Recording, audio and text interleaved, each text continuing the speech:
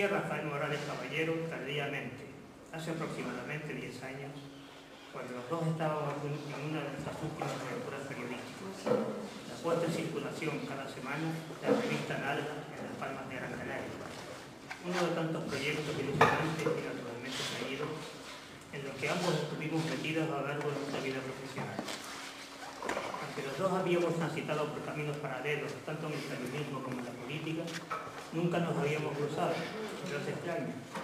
pues él había hecho gran parte de su vida política y profesional en Venezuela y en Madrid, y yo nunca me moví de Canarias. Así no recuerdo haber tropezado con él en empresas como las de San José, Canarias 2000 o el Portal. Comunicaciones alternativas que tuvieron presencia en las islas a lo largo de los años 60 y 80, en los que Rafael estuvo fuera. La buena impresión que me causó como compañero de trabajo en Nalga se ratificó unos meses más tarde con la publicación de su obra Venezuela, que gracias a los buenos oficios de Domingo y José Manuel Méndez, tuve el gusto de presentar en Tenerife.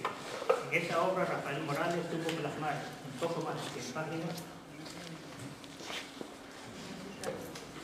la que no tienen los periódicos que solemos leer ni las televisiones que solemos ver. En su opinión, Venezuela había sido el eslabón débil por donde se había roto la cadena del neoliberalismo imperante. Y ello había ocurrido porque la clase política tradicional y la lumpenburguesía que la sustentaba arruinaron con su capacidad a lo largo de 40 años todas las instituciones de la democracia liberal, que acabó convertida a los ojos de la mayoría de la sociedad venezolana, sobre todo de los casos menos favorecidos de esta, en una cáscara vacía, simple fachada para ocultar las expoliaciones. Algo parecido a lo que está pasando ahora a escala mundial con la crisis del capitalismo. Y nos remontamos a ese libro anterior de Rafael Morales, porque en gran parte que nos referimos esta noche, Razones para la Esperanza, ideas sobre la unidad socialista de América Latina, es en cierta manera una continuación de aquel. Y no solo porque se ocupe también de Venezuela, que se ocupa, aunque su objetivo se extienda al subcontinente latinoamericano por entero, sino porque las ideas, los modelos de análisis y las intenciones del libro de hoy son los mismos de los del libro de ayer. En realidad, los escritores avesados suelen escribir el mismo libro muchas veces, aunque nunca se repita. Y esto, que parece una contradicción lógica, no lo es para quienes pretenden recorrer con fidelidad las distintas dimensiones de una realidad polivalente y en continuo cambio, como es la historia de las sociedades humanas. Y Rafael Morales se mete en este berenjenal con un estilo directo y sencillo, en el que se aprecia su experiencia de periodista familiarizado con un subgénero poco habitual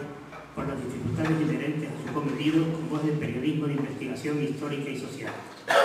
Morales no se limita a describir situaciones o a enumerar datos políticos y económicos, sino que realiza un análisis riguroso de dichos datos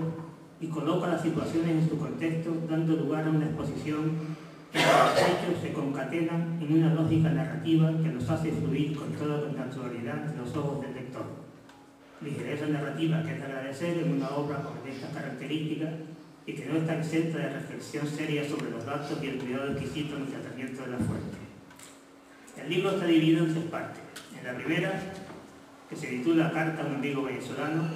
Rafael Morales se refiere a la historia reciente y actual de países como Venezuela, Bolivia, Ecuador, Colombia, Nicaragua y otros del subcontinente latinoamericano, con incursiones en asuntos como los frecuentes golpes de Estado propiciados por el Gran Hermano del Norte, que han roto momentos de apertura de vías esperanzadoras en la región. El llamado socialismo del siglo XXI es uno de sus temas recurrentes, así como la unidad de América Latina en unos estados socialistas, el problema del sujeto histórico y otros asuntos convergentes como el nacionalismo y el populismo, que han sido muchas veces los fundamentos de las revoluciones latinoamericanas. La segunda parte del libro está integrada por un encuentro imposible entre 2 revolucionarios capitales del siglo XX, Ernesto Che Guevara y León Trotsky, que debaten en un espacio imaginario salvaguardado por la guerrilla colombiana de la FARC sobre los principales acontecimientos de los siglos XX y XXI, con especial atención a la lucha armada, la revolución bolivariana y la irrupción del nuevo sujeto histórico que constituyen los pueblos indígenas en lugares como Bolivia y Ecuador, por ejemplo. La tercera parte la integra una selección de artículos de Rafael Morales escritos entre los años 2002 y 2008, divididos por epígrafes alusivos a los países a los que se refiere: Venezuela, Bolivia, Ecuador, Cuba, Brasil, Colombia y México, con una mención más extensa a la política exterior de España en América Latina y a otros temas generales de interés. El prólogo es a cargo del profesor nacional de la Universidad Nacional de Educación a Distancia, Jaime Pastor, y el epílogo del periodista Gonzalo Gómez, fundador del periódico digital bolivariano Aturrea Hora, que es el amigo venezolano al que se dirige la carta que integra la primera parte de la obra. A pesar de su carácter diverso, que a primera vista puede dar la impresión de algo tan desordenado al menos como la vida misma, hay varios hilos conductores unitarios en razones para la esperanza. Como ejemplo hemos seleccionado tres. En primer lugar, el horizonte de la unidad de América Latina, unidad que para ser posible tiene que ser socialista, lo que no ha ocurrido en tantos intentos revolucionarios, populares y nacionalistas. Desde Perón a Vargas, Arbenz, Torrijos, Velasco Alvarado, Torres, Allende y algunos más, dice Rafael Morales, que no pudieron llegar a la ruptura con el capitalismo, por lo que no alcanzaron siquiera un estadio primero de construcción socialista, estado de transición logrado solo por Cuba. El segundo hilo conductor alude al elemento teórico que sirve de base y fundamento a esa apuesta unitaria socialista y que no es otro que la teoría marxista del desarrollo desigual y combinado y la concepción de la revolución permanente. El tercer hilo conductor es la consideración de la democracia como un elemento estratégico en la construcción del socialismo, no meramente táctico como fue considerada en muchos intentos y avances revolucionarios habidos en el siglo XX. Todo esto se despliega ante el lector en las dos primeras partes del libro, donde de una manera didáctica y dialogante se ponen los basamentos teóricos trufados de datos históricos y análisis rigurosos de la realidad social y política latinoamericana, para en la tercera parte, la selección de artículos, plasmar en la práctica dichos fundamentos teóricos que pasan así del plano de la abstracción al de la realidad concreta de cada vicisitud política o económica. Así, asuntos como el golpe de Estado en Venezuela, los vaivenes de la política del presidente Chávez, las nacionalizaciones en Bolivia, las elecciones en Ecuador o el bloqueo de Cuba, adquieren en este contexto su verdadera naturaleza política, social y económica. Se dice que vivimos en la era de la información y efectivamente nunca como ahora ha habido tanta información al alcance de las personas. Información, como la economía de que forma parte, está globalizada, pero también es una mercancía monopolizada y dirigida a un solo objetivo, el beneficio. Un beneficio que tiene dos vertientes, la material inmediata y la inmaterial, pero no menos tangible,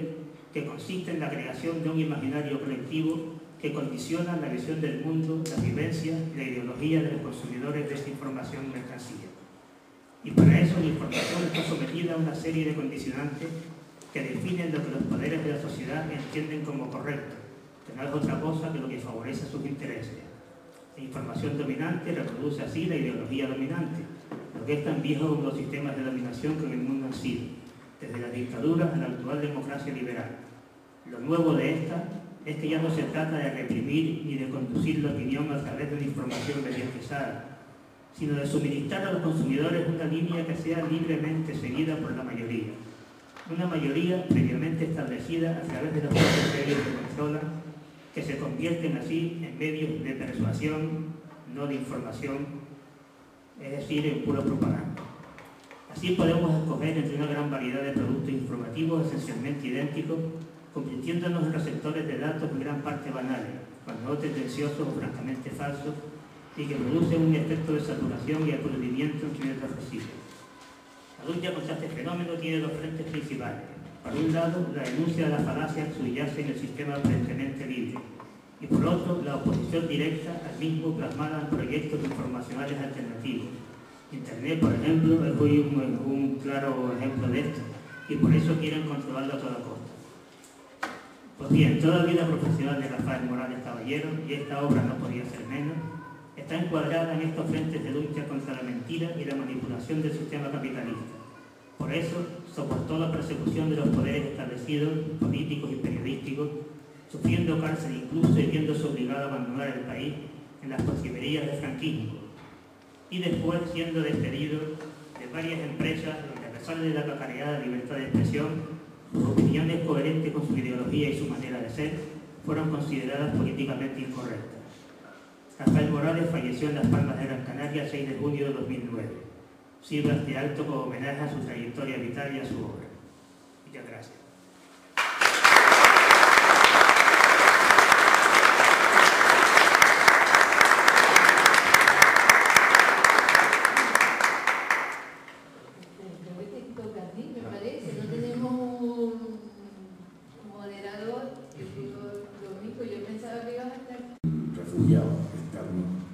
países, ¿no? Y se da la circunstancia de que tanto Colombia como Perú y como México, pero sobre todo Colombia y Perú son los mayores, principales productores de cocaína del mundo, y que México es un narcoestado ya tal y como está configurado, ¿no? A lo largo del año pasado hubo una ofensiva diplomática por parte de Estados Unidos en América Latina. Si pensamos que están muy preocupados con lo que está pasando en Oriente Medio, en la guerra de Irak y en Afganistán, nos equivocamos porque están interviniendo continuamente en lo que ellos llaman su patio trasero. La prueba evidente fue el golpe de Estado en Honduras, en junio del 2009, el 29 de junio del 2009, y los intentos de desestabilización en Ecuador el año pasado, en septiembre del año pasado, ¿no? De hecho, hay una intervención de Hillary Clinton el 15 de julio del 2009, justo después del golpe de Estado en Honduras, donde dice que el Consejo de Relaciones Exteriores habla de la política exterior de Estados Unidos y, bueno, en fin, habla de que ellos quieren, por eso, soportar su modelo de libertades y su modelo económico, y habla de los posibles enemigos que se pueden encontrar en el camino. Y entonces dice, a estos enemigos en potencia, permítanme decir que nuestro enfoque en la diplomacia y el desarrollo no es una alternativa a nuestro arsenal de seguridad nacional. Nuestra voluntad a establecer un diálogo no es un signo de debilidad que haya de explotarse. No dudaremos en defender decididamente a nuestros amigos, nuestros intereses y sobre todo a nuestro pueblo cuando sea necesario con el poder militar más fuerte del mundo. No buscamos esta opción, ni tampoco es una amenaza. Es una promesa que hacemos a todos los estadounidenses. El senador republicano Paul Coverdale, que ya ha fallecido, decía en un artículo publicado el 10 de abril de 2000 en Washington Post que el alza reciente en los precios del petróleo ha reanimado en Estados Unidos su apreciación por sus relaciones estratégicas con los países del Oriente Medio y nos ha recordado que fuimos a defender en una guerra en el Golfo Pérsico, muy lejos. Para mí hay un indiscutible paralelo a esta situación en nuestro patio trasero, la crisis en Colombia. Pues bien, en Colombia,